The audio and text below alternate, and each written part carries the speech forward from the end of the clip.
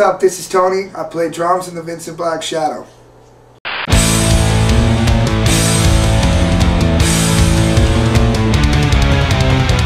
It differs so much from Fears in the Water because Fears in the Water was done in sections and parts and places. It wasn't a very cohesive from a start point to a finish point to end up with the finished product. It was like whenever we could get the time with the studio or get the time with our engineer, we were in recording. But I mean, the drums were done so far away from each part, it didn't really feel like a cohesive, solid, from start to finish, put together record. It was kind of like we were hoping that's how it would turn out. And you know, I think because of the songs being pretty good that it did turn out that way. But this record, we went in and we had all the pre-production done ahead of time. We had a set date to go in and record this album. We went in, I mean, I banged the drums out, and it took me about a day and a half to get all the tracks done for this. And then we went right in with bass, guitars, overdubs, vocals, mixing, and then mastering, and the record really came together, and we were able to sit back and be like, that's how you make a record. Dig till my eyes can't see. I still get through and I still don't breathe. On this record, I definitely made a conscious effort that I was going to allow myself to have as many options as per my instruments on my drum kit to be able to play. I mean, I wasn't like, you know, I may only use this cymbal or that splash cymbal or that China crash once or twice. But I was like, I'm going to give myself the opportunity. I mean, I used different snares. I used my Shrine drums kit, Shrine represent right there, but besides my core kit, I added a lot of extra little things that I thought maybe could add a little texture to the songs. And so I approached my kit differently on how I would add a lot of elements to it.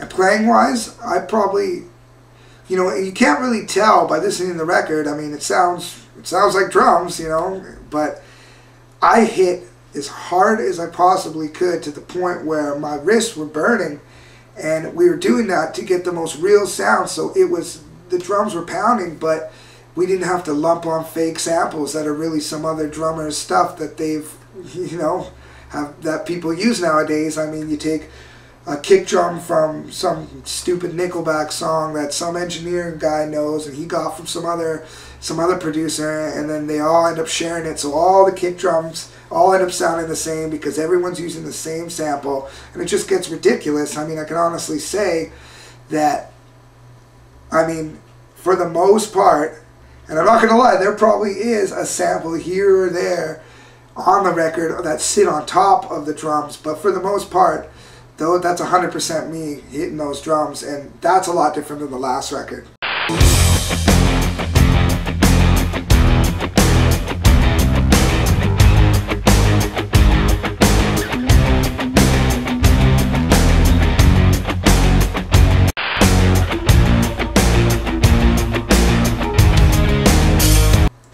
My favorite song, and I have a feeling it's going to wind up being a lot of people's favorite song on this album, it's a song called Stupid Intruders, which, I mean, we had it and we knew it was good, but we didn't know really what to do with the chorus. And we were like, well, that's kind of messed up. The chorus should be kind of like, that should be the diamond in your rough. That should be icing on the cake. And we were like, this thing rocks. The verse is great. The intro is great. Like, the pre-chorus is great. What the hell's going on with the chorus? And then, you know, I think it was Rob one day, he just came in and goes, dude, everything's the same. I just changed the chords. Well, which really doesn't make it the same anymore. And he sang this vocal line over top, and I was like, that is awesome. And then we just were on a roll with that song from there. And what you get is a song that starts off with this, you know, really cool, like, James Bond feel with a lot of brass in it that all of a sudden turns into this kind of SoCal, like,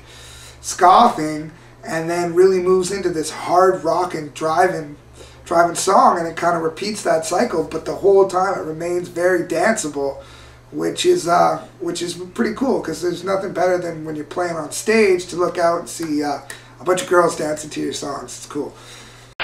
This is not an old war story like they always do.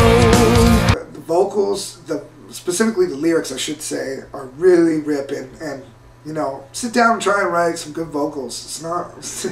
It's nothing that easy. I mean, or sit down and write an original bass line. That's not just your straight ahead same note for 4 bars, just playing eighth notes. I mean, sit down and come up with a guitar solo that isn't just tapping or isn't the same blues box. And you know, I think everyone in their own respect sat down and did the opposite, really did something good in all those respects.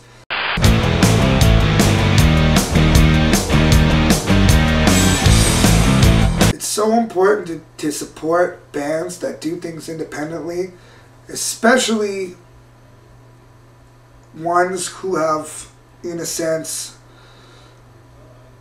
had the opportunity to do it the opposite way and kind of been burned by that side, and so you get to know them by this, and then you kind of you hate it when your favorite bands break up, or you hate it when your favorite bands just seem to fall off the face of the earth.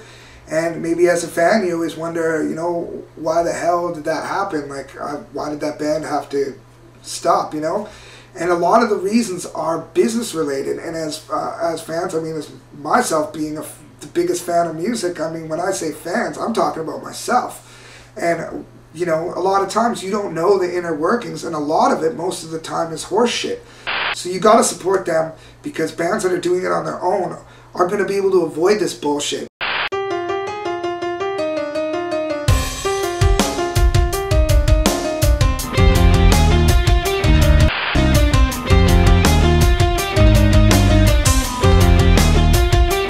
Go to Warped Tour and hear, you know, every single band saying, "We love you," you know, like, "You mean so much to us." And, you know, I don't want to be one of those dicks and say they don't mean it, but, and I'm not saying they don't, but every time you hear someone say it, you may start to think, oh God, here they go again, kissing the fans' ass for their money.